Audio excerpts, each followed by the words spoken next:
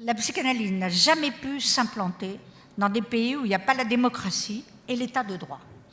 Autrement dit, pour avoir accès à son inconscient, pour que quelqu'un puisse avoir la liberté d'explorer son inconscient, il faut un état de droit et la démocratie, plus un état de droit, c'est-à-dire un état dans lequel la liberté subjective est assurée. Il faut la liberté politique pour pouvoir accéder aux déterminations de l'inconscient. On l'a vu en Amérique latine, la psychanalyse. Alors, c'est indépendant du fait que des psychanalystes peuvent collaborer avec des dictatures. Hein. Là, je parle de mouvement. Elle a été interdite, évidemment, sous le nazisme, interdite dans les pays communistes, totalement interdite dans les pays islamistes. Et en Amérique latine, quand il y a eu les dictatures, même si des psychanalystes ont collaboré, c'était très difficile de l'exercer quand même, parce qu'on avait la pression policière permanente. Autrement dit, elle n'a pu s'instaurer que dans ces pays-là.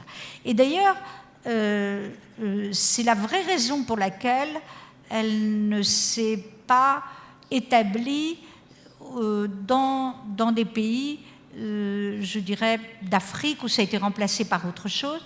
Mais ce n'est pas la culture, c'est le système politique. Par exemple, au Japon, il y a un mouvement psychanalytique très important.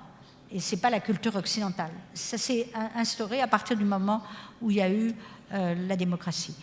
Alors, c'est un paradoxe, parce qu'elle est née dans le monde de l'Empire austro-hongrois, et pas du tout dans la démocratie. Mais en même temps, on voyait bien que la pensée politique de Freud, qui était un libéral, Freud était un conservateur éclairé, libéral en politique, je dis bien conservateur et pas réactionnaire, et au fond, à ses yeux, le système politique le meilleur, c'était la monarchie constitutionnelle anglaise. Freud était anglophile.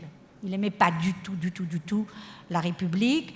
Il n'aimait pas qu'on coupe la tête des rois et qu'on ne les remette pas sur le trône. Donc, il préférait la monarchie constitutionnelle avec un peu de communautarisme. Mais il était né dans cet empire austro-hongrois. Donc, il n'y a pas. Alors, ensuite, bien entendu, les générations de psychanalystes, ça a fleuri dans les pays exclusivement où il y avait la démocratie. Mais c'est aussi là qu'elle est en train d'être épuisée, de mourir par certains côtés. C'est un paradoxe. Hein. Je ne sais pas sous quelle forme ça pourra revenir. Mais en tout cas, elle est antagoniste à toutes les formes de nationalisme. Je peux vous dire qu'en France, le Front National n'aime pas du tout Freud ni la psychanalyse.